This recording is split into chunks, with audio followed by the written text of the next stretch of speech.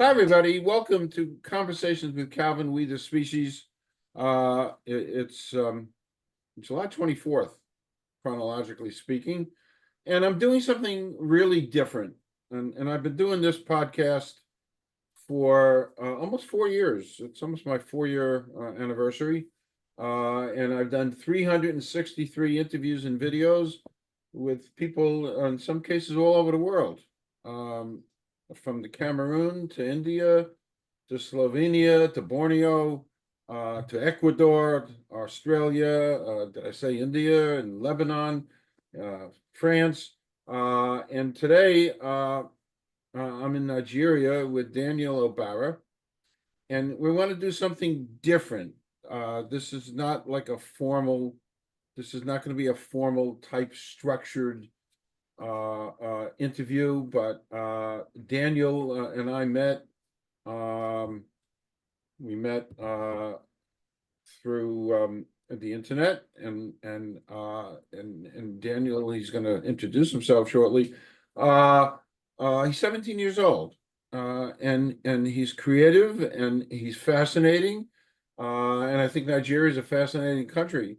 I never realized it's the biggest country in Africa with a population somewhere over 200 million, give or take. But we'll talk about all that. But this is just informal. And Daniel has a podcast. He'll talk about that. And I have a podcast, and so that's our kind of our boundary. And Daniel has been, we've been on and off for the last like 6 months, you know, trying to kind of set this up. He's a busy guy. I'm busy, but he's busier. And we finally were able to pull this off. So this is just kind of an intro. I told Daniel this is an intro.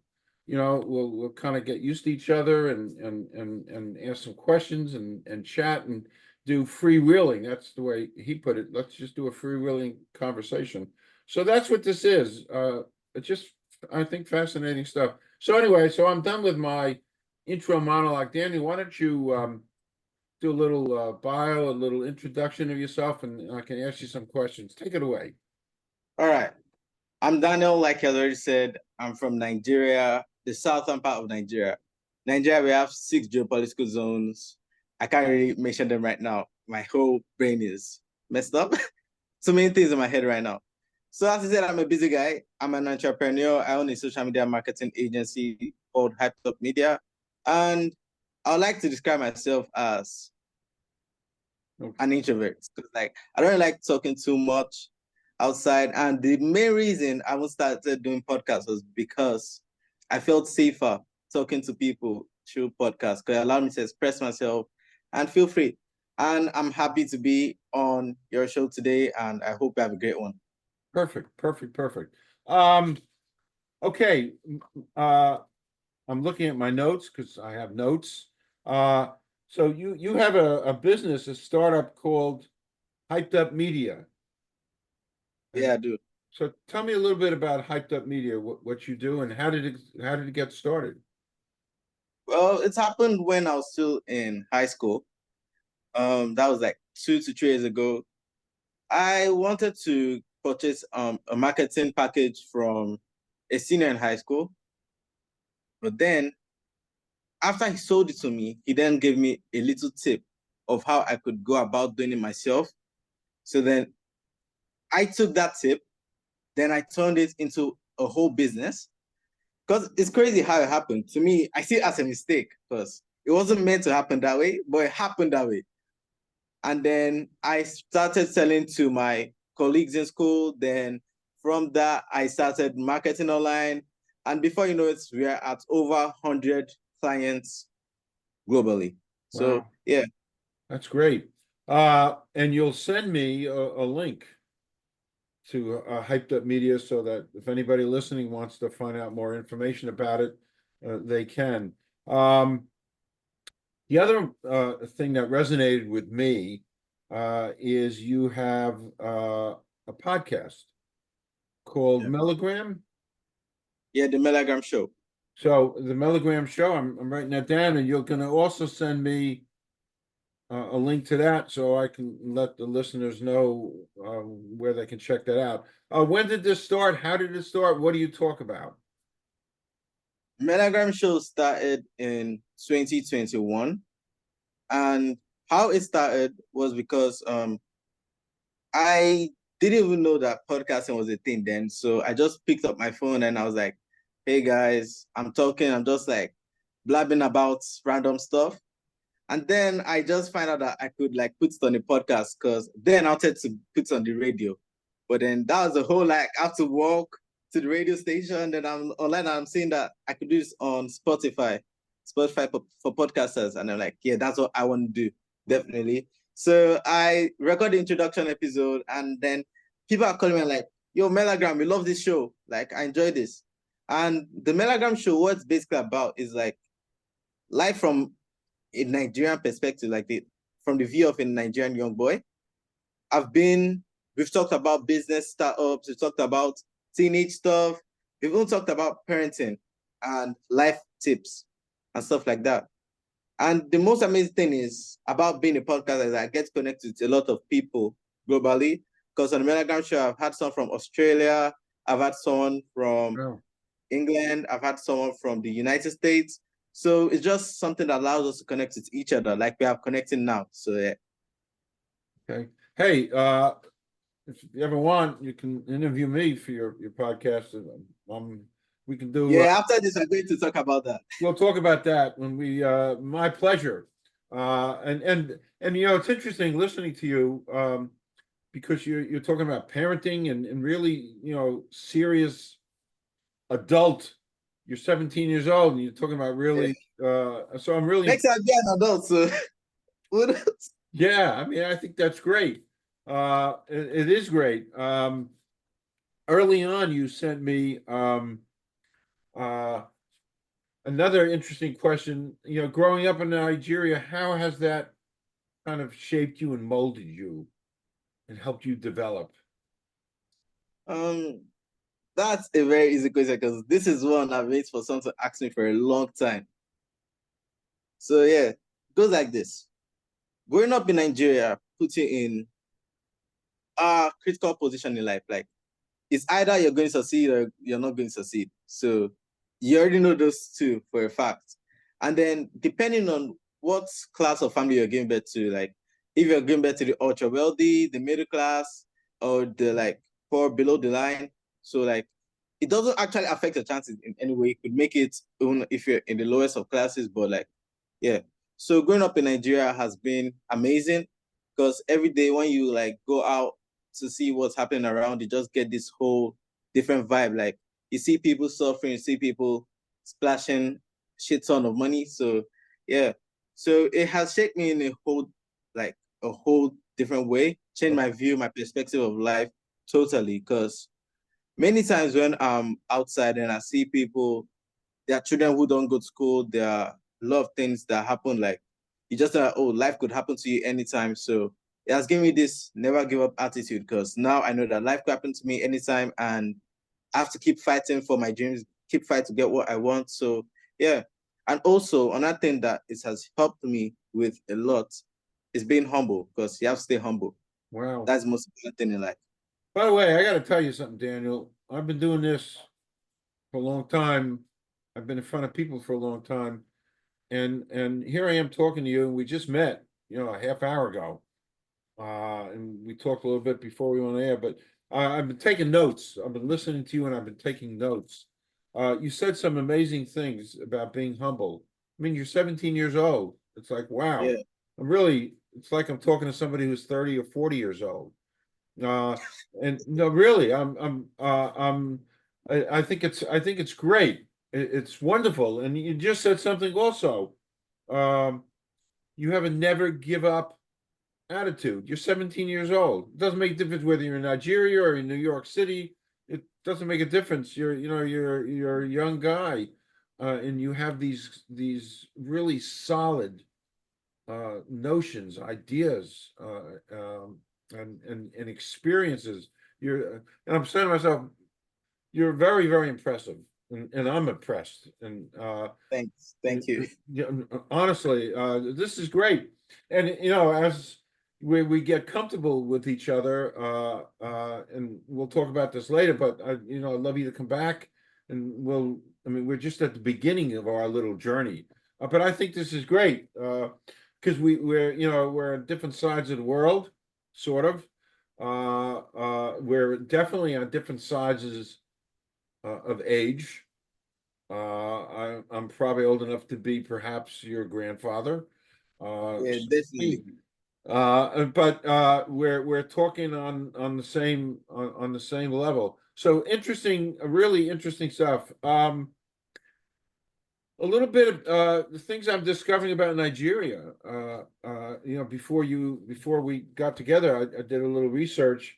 Uh, um, and there's a lot of Nigerian college students. I know there's here in the United States. Uh, Yeah. but I never really paid it much attention. But I just learned that Nigeria is the biggest country population wise in Africa. It's a big country. Yes, it is definitely. So I don't know how geographically big it is, but you've got over 200 million people. You're 60% the size of America. It's a big country. And the country has a lot of resources where the country can be. I mean, you have a lot of oil in Nigeria, and the world needs oil. Um, Tell me a little bit about where you live and just I mean, do you get American Well, cookies and in stuff? Nigeria, I live in an oil producing state. I think that only six. Uh-huh. I think we just lost the sound. We lost the sound. I know it. Um, Oh, okay, you're back. in Nigeria, I live in. We lost the sound. Can you hear me? Now I do. Okay. We did lose the sound. Is it better now? Okay, you're there. So talk a little bit about, where you live and do you live in a big city, small the country? Um, I'd like to describe there are three big cities in Nigeria, and that's going to be Lagos number one, then Abuja, which is the capital, as number two, then Port Harcourt as number three. And I live in Port Harcourt, so I live in a Okay. big city. Okay. So Port Harcourt is an oil producing state, and it's not one best known for its clean air because the air is polluted because of illegal refineries and oil bunkering. But it's a nice place to be. The people here are fun to be with. And one thing about people of Port Harcourt is we stick together. No matter where we are, we stick together. Nice. Nice, nice, nice. And I also read that in Nigeria that they speak like a couple hundred different languages. Is that true? It's very much true. And what's very funny is I do not know how to speak any one of them. And Oh, I've lived there my whole life. oh, oh. So you just speak English? Yeah, just English. Like, Wow. That is so funny. Uh uh I'm this is absolutely delightful talking to you and just kind of learning about this. We live in this age of the internet and Zoom and all this stuff and the things you just don't know. I don't but I'm learning and I want to learn and like I said, I interviewed somebody from the Cameroon a couple of years ago.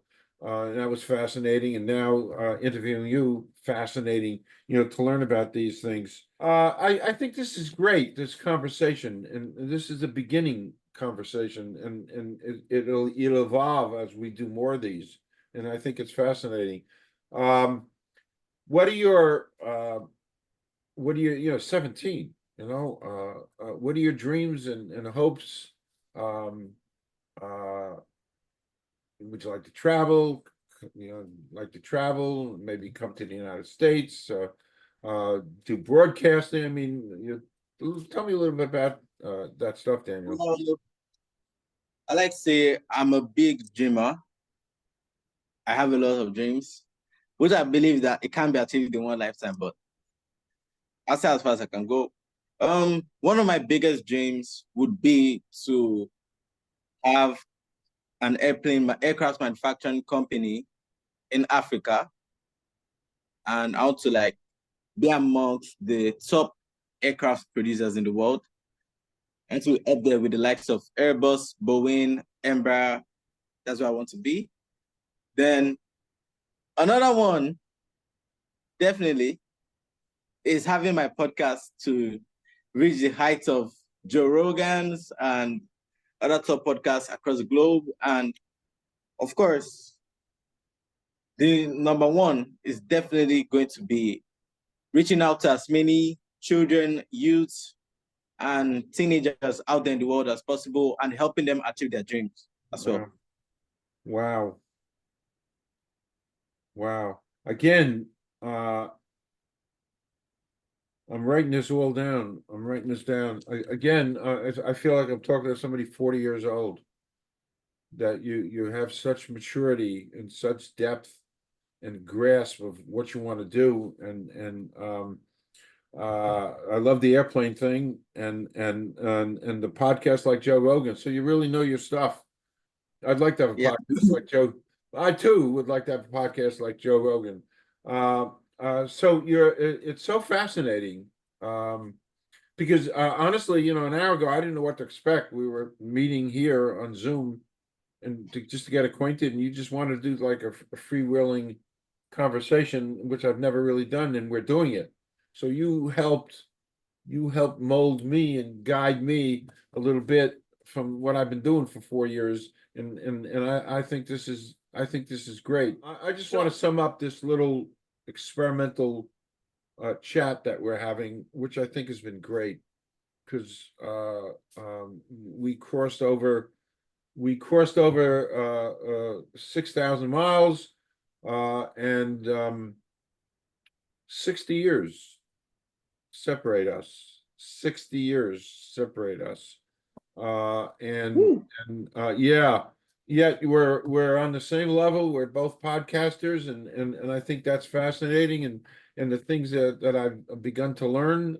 I think that's great, Daniel. So I thank you so much for initiating and being persistent and getting us together to do this, because it's been very rewarding and revealing for me, expanding my horizons. So I thank you. And I'm inviting you to come back officially to chat on more things. Anything in closing you want to just say? Well, for anyone watching this or who is going to watch this, I would say make sure you do not give up on your dreams. Keep on chasing what you want. And do not let anyone, I repeat, do not let anyone tell you can't achieve your dream. Even if it's your parents, don't let them do that. I got that one from the Pursuit of Happiness. Wow, that's just great. I wrote this down too. So this is great. Thank you. Stay right here. I'm going to officially stop recording.